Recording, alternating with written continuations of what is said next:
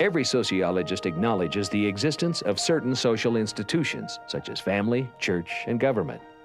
Sociologists differ, however, when describing the origin of these institutions and their relationship to the individual. Whereas atheistic worldviews see humans as simply evolving animals, Christians believe that people are created in God's image. Christianity provides the basis for a dynamic view of society and of the societal institutions of the home, the church, and the state. One of the fundamental ways in which Christian sociology differs from humanistic approaches, whether Marxist, New Age, or simply atheistic, is its affirmation of individual freedom and responsibility. While humanistic approaches hold that society determines people's consciousness and actions, Christianity believes that while society does influence people, they have the freedom to choose between right and wrong, and to shape society. Biblical Christianity sees every individual as valuable and capable of making an important contribution to society. More than that, Christian sociology recognizes that people were created as social beings. It holds that both the individual and the social are important. It also holds that both individuals and societies are accountable to God. By making every member and aspect of society responsible, the Christian sociologist naturally expects each institution in society to focus on governing its own realm of interest properly and to allow other institutions the same freedom. When we come to Christian sociology, we come to a defense of God's ordained institutions in society. Basically, sociology revolves around these institutions, and from the Christian perspective, we argue in favor of the family, of male, female, and child, mother, father, child, which is the trinity of the family.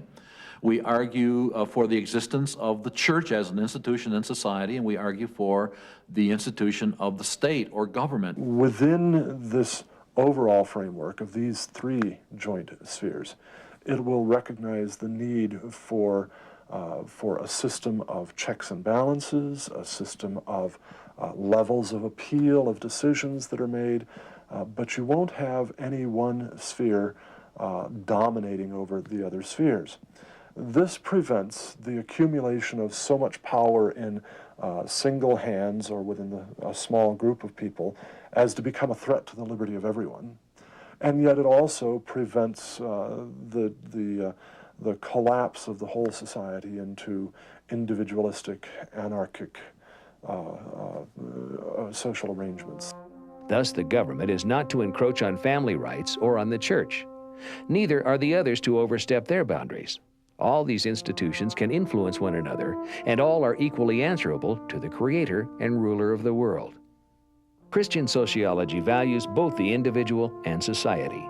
People must recognize the consequences for the choices they make, both individually and corporately. They are ultimately answerable to God for the direction in which society is led through the institutions of family, church, and state.